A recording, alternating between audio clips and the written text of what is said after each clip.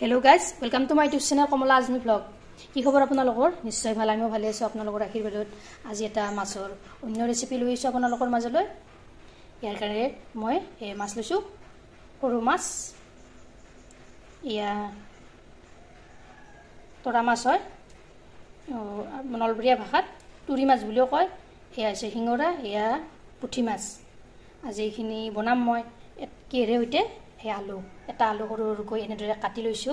তাৰ পিছত কেঁচা জলকীয়া 4টা কাটি লৈছো আৰু পিয়াজ ডাঙৰ পিয়াজ এটা কাটি লৈছো। ভিডিওটো চাই থাকিব সম্পূৰ্ণভাৱে আৰু স্ক্ৰিপ্ট নকৰাকৈ।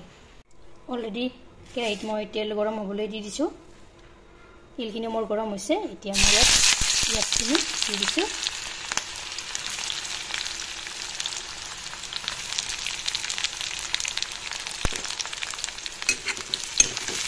এইখিনি অলপ ৰং চঙোৱা হ'বলৈ দিম। আজি দিছে দিয়ক পুৰা একদম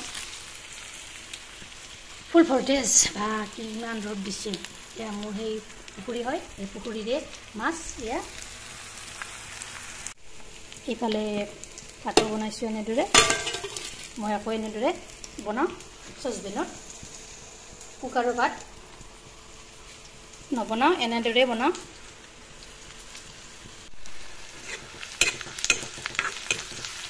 এইখিনি অলপ ৰং চঙোৱা হৈছে। এতিয়া ইয়াত নিমখ দিম এচামুচ, হালধি গুড়ি দিম এচামুচ, জলকীয়া অলপ কমকৈ দিছোঁ, যিটো কেঁচা জলকীয়া দিছোঁ।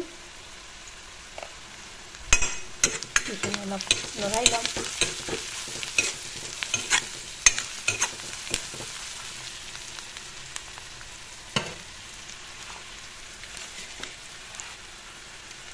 এতিয়া দিম মই মাছখিনি।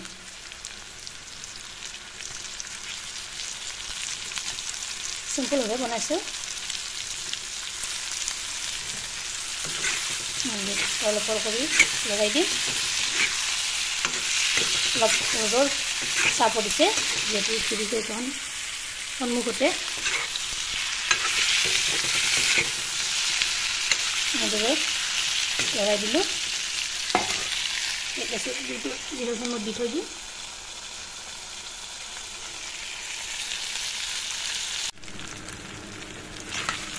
এনেদৰে মাজে মাজে তল ওপৰ কৰি লগাই দিব।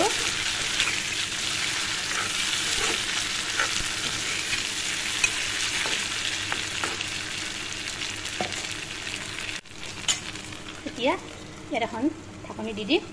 প্ৰায় 1 মিনিটমান মই এনেদৰে ৰাখি দিম। দেখিছেনে মই ক'ত মান ধনিয়াৰ পাত এনেদৰে ৰাখিছোঁ পাকঘৰত। আইচক্ৰীমৰ এই বটলত। এতিয়া 1 মিনিট হৈ গ'ল, ঢাকনিখনো গুচাই দিলোঁ। এনেদৰে তলপৰ কৰি দিলোঁ।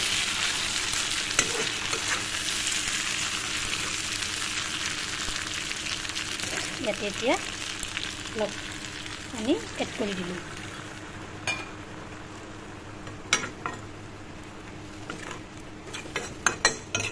ঘৰৰ মাছ হয়, তাতো লোকেল মাছ খাবলৈ যে কি সোৱাদ লাগে নহয় ঘৰৰ মাছ।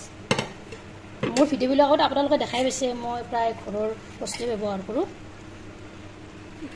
আলুখিনি ইয়াতে দি দিলোঁ।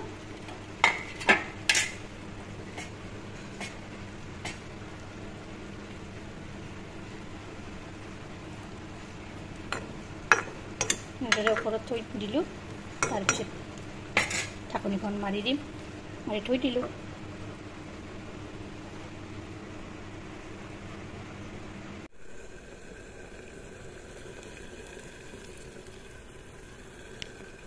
ইয়াত ঢাকনিখন গুচাই দিলোঁ।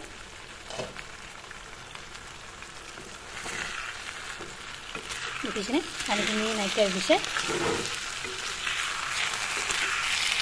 এইফালে আলুখিনিও সিজি গৈছে ধুনীয়াকৈ। এনেদৰে এবাৰ ট্ৰাই কৰি চাবচোন। এতিয়া হৈ গ'ল, মই নমাই থৈ দিলোঁ। ইয়া চাওক মোৰ তৰা মাছৰ আঞ্জাখন। নলবৰীয়া ভাষাত আমি তুৰি মাছ বুলিও কওঁ। কেনেকুৱা গ্ৰেভি হৈছে, কেনেকুৱা ধুনীয়া আছে। ভিডিঅ'টো ভাল লাগিলে লাইক কৰিব, শ্বেয়াৰ কৰিব, কমেণ্ট কৰিব আৰু মোৰ চেনেলত যদি নতুনকৈ আহিছে চেনেলটো ছাবস্ক্ৰাইব কৰিব, লগতে ফেচবুক পেজতো ফ'ল' কৰিব। ধন্যবাদ।